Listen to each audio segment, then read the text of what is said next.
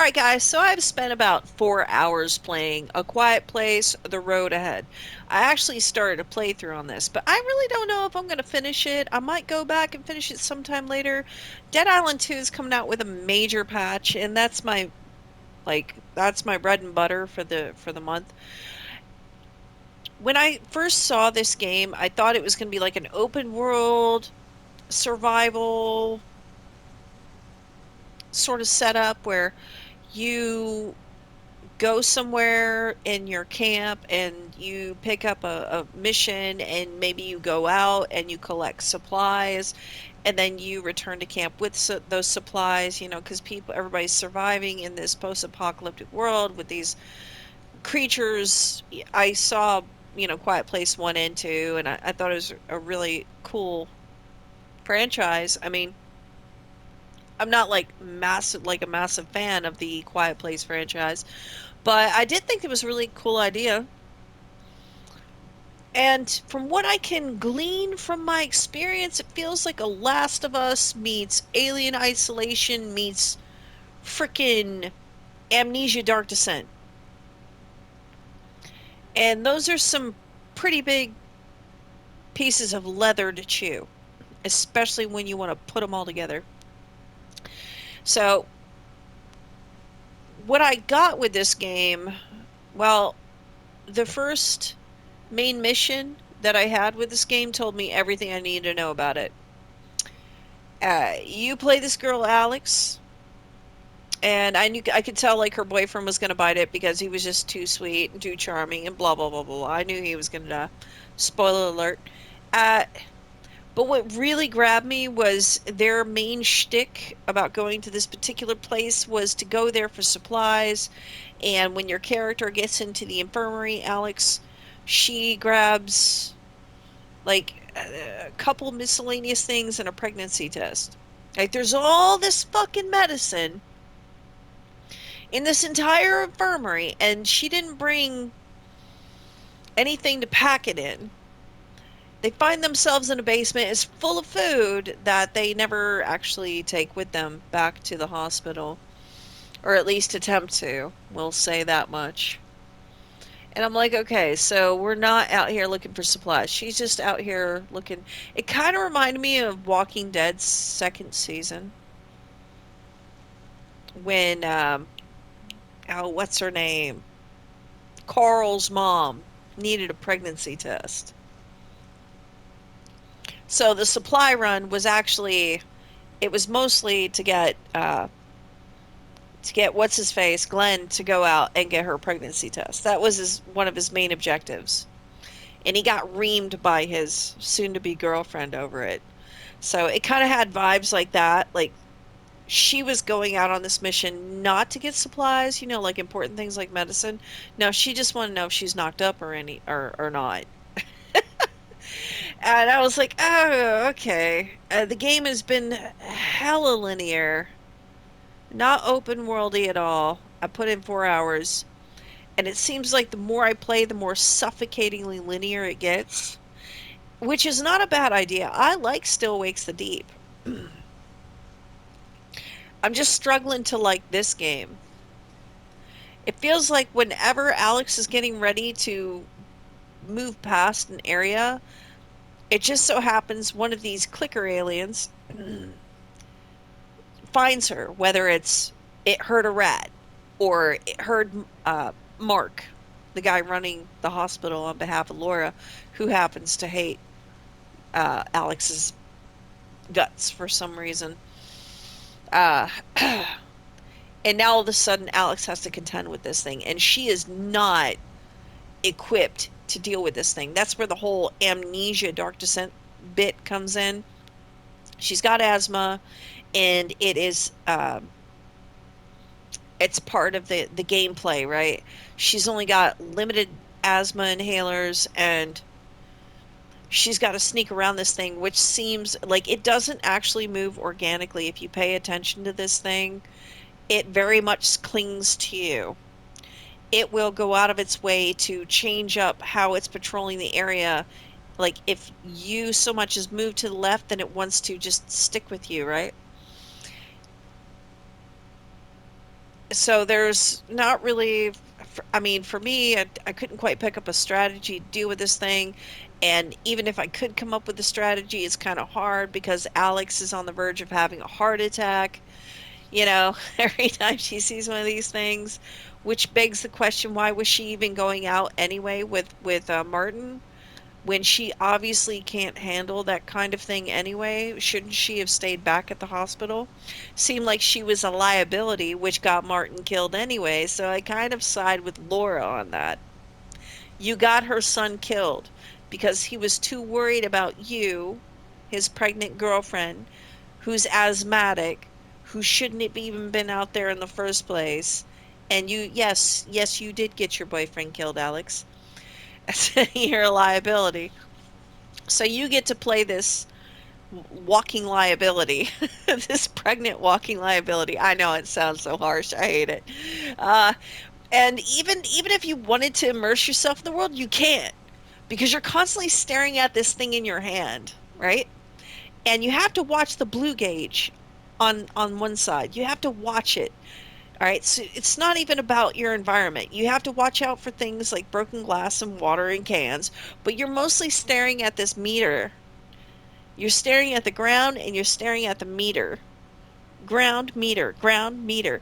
And if you're lucky, you might get to take 3 steps in a row before you have to stop, right? So this meter basically tells you when you can move.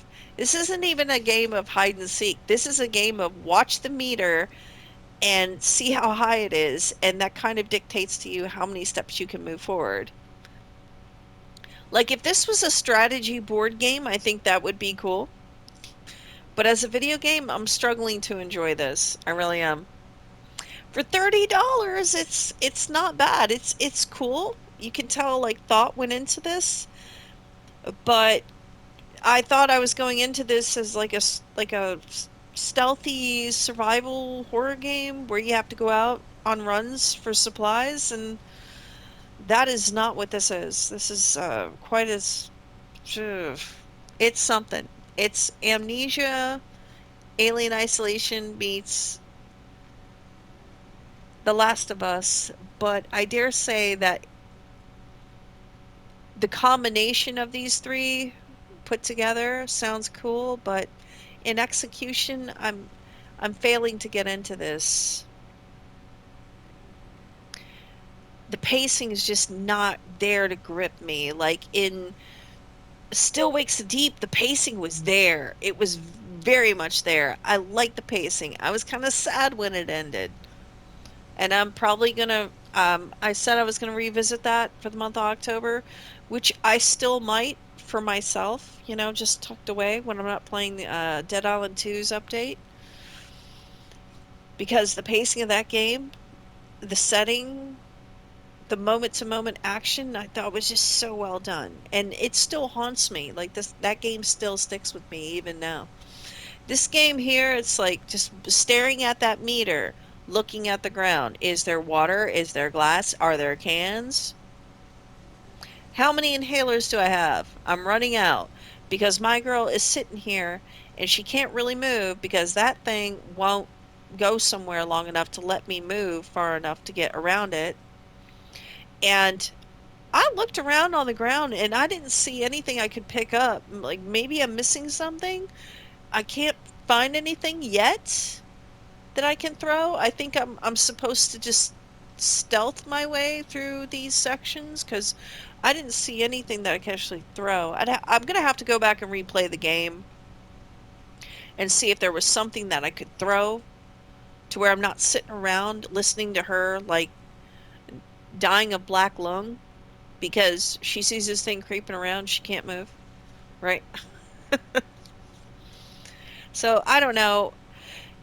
I don't want to give this a rating because I didn't play it enough to give it a rating, but I'm definitely saying that as it currently stands, I'm not really feeling it. I feel like the enemy AI is a little too suffocating in the way that it likes to hover around where the player's at. So it's like the enemy AI pretends like it doesn't know where the player is, but you can kind of tell the enemy AI does, right? So there's this illusion that the alien is moving organically as it's patrolling, but really it's not. The alien AI does know where the character is. At least I feel it does. It does know where you're at, and it's hovering, pretending like it doesn't know. And that's the best way to describe what that is. And it feels like the hospital underground garage, it felt that way. And when I got out in the forest and I had to contend with this thing after it killed Mark, it still felt like it knew where I was, and because that it was playing with me, and it wasn't really moving organically, and that was a bit distracting, and it really breaks the immersion of this world, as if staring at this thing in your hand wasn't immersion breaking enough. The alien AI knowing where you're at and pretending like it doesn't know where you're at is also pretty distracting, in my opinion. So yeah, I'm not going to give this game a score. It looks cool, and you can definitely tell that Paramount paid a lot of money for this game to be made. I'm not saying it's a shit game. It's pretty solid. I have not.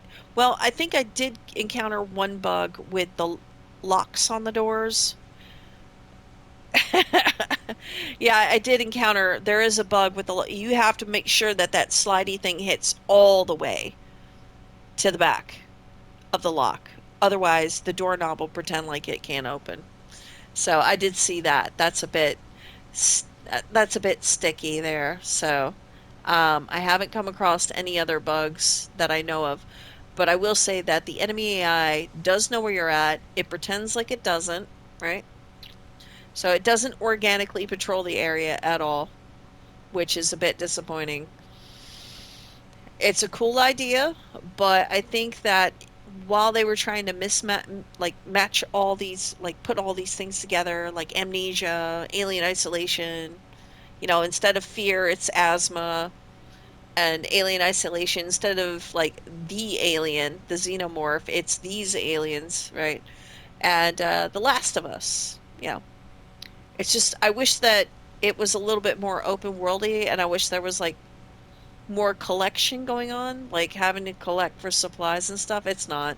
You're just looking for pills and inhalers, from what I can see. And there's some light environmental puzzles that you have to deal with. And of course, everything you do with your character reminds you she has asthma.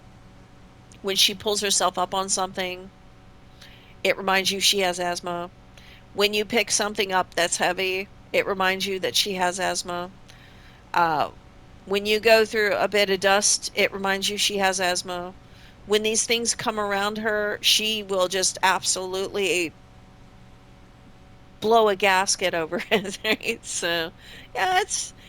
I'm not going to call it a shit game. I'm just going to say I don't know if I'm feeling this game, which is a shame because I was kind of hoping that this would be part of that, spooky thing we got going on for October, but it's okay.